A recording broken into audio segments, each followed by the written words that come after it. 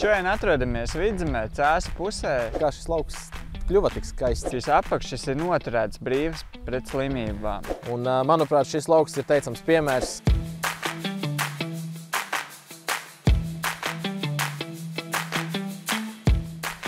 Ko Tuģi meklē vakardien? Meklēju rudzupuķes priekš Jāņu vainaga, bet saimnieks strādā kārtīgi. Rudzupuķes te neatradīsim. Sveiks, lauksaimnieki! Šodien atrodamies Vidzemē, Cēsu pusē, Sijā Gaižēna laukos, kur tad arī aplūkosim, kā uz doto brīdi izskatās ziemas mieži, vasaras mieži un ziemas kvieši. Dodamies!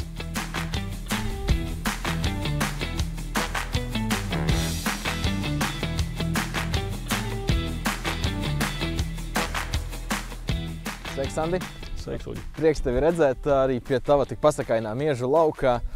Bet zinu, ka šis stāsts nav viegls, kā šis lauks kļuva tik skaists. Varbūt vari pastāstīt par laikapstākļiem, kādi bija šeit. Jā, pavasarī laikapstākļi galīgi nepriecēja.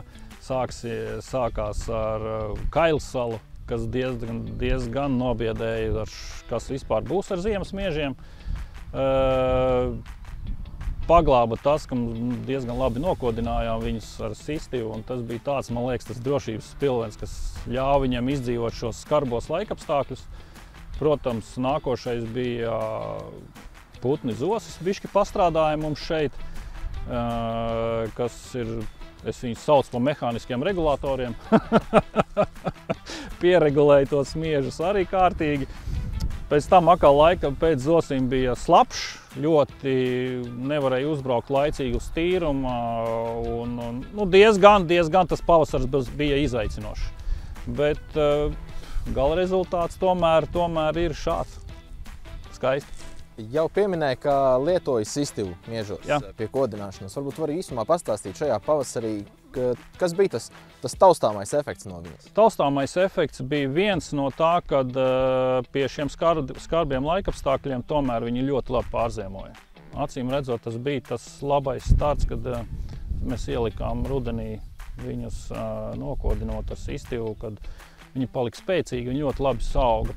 Rudenī jau pārziemoja sniega pelējums īsti tā kā nebija, tā kā varbūt kaut kur bija, bet netika izteikti. Pavasarī, kad bija tas mitrais laiks, īsti nevarēja uzbraukt uz lauka, kad arī pieturēja viņus dzīvīgāks un veselīgāks. Viņi atdzīvojās, nebija tik tādi tā kā saraustīti nekas, bet viņi auga diezgan labi. Arī tas Kaisals tomēr nepatraucēja viņiem. Un no slimību viedokļa, teiksim? Slimību viedokļa tas bija, kad viņi ilgāku brīdi turējās veseli. Ilgāku brīdi es varēju tādu bišķiņu ar nopūsties, man ir labi, es varu citus darbus darīt. Un protams, ar tiem skarbajiem slapiem pavasarī, kad es varēju stipri vēlāk jau lietot fungicīdu otrreiz. Tātad, jā, viens fungicīds šeit tomēr ir lietots. Jā, protams. Sistiva nenotur līdz karoglapai ziemas miežos. Bet varbūt var pastāstīt, ko tu izvēlējies kā fungicīdu ziemas miežiem? Ziemas miežiem Kapolorevī. Un vai esi apmierināts ar rezultātu? Jā. Tas savienojums ar sistivu un Kapolorevī, acīm redzot, kad arī esam noturējuši viņus šāds. Protams, no slimībām neizbēgt viņas drusku ir, bet netik daudz, kā ziemas miežos, parasti ziemas mieži cimperlīgi uz slimībām visām, ka tomēr esam viņus noturējuši diezgan labi. Paldies, Andi, par tavu laiku. Mēs ar Māri tad vēl ar tavu atļauju apskatīsim citus saimniecības laukus, lai papriecātos par skaisto skatu. Jā, droši.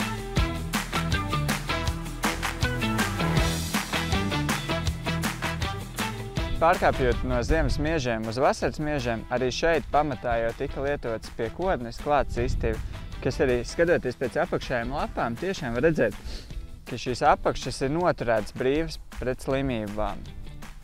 Redzot potenciālu laukā, tika pieņemts lēmums turpināt aizsardzību pret slimībām un izvēlēties fungicīdu Balaja, kas, mūsuprāt, mieža audzēšanā ir teicams risinājums. Bet pateicoties sistēmai, to varēja darīt tikai jau tā, ka bija iznākusi karoglapa, tik ilgi varēja novilkt. Tieši tā. Arī šajā sējumā jau visi kopšanas darbi ir izdarīti. Tālāk vēl noslēgumā dosimies aplūkot, kā izstāsta šeit Vidzemē ziemas kviešu lauki.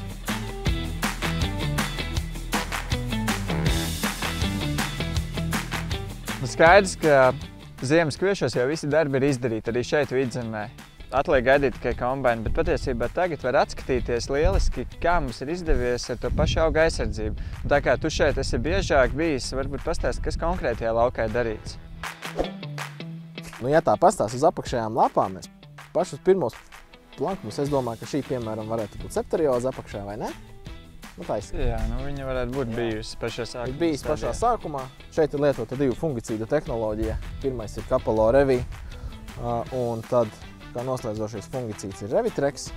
Un varam redzēt, vēl joprojām gan karoga lapa, gan otrā lapa ir zaļas. Viņas ir veselas, slimības ir nokontrolētas patiesi augstā līmenī.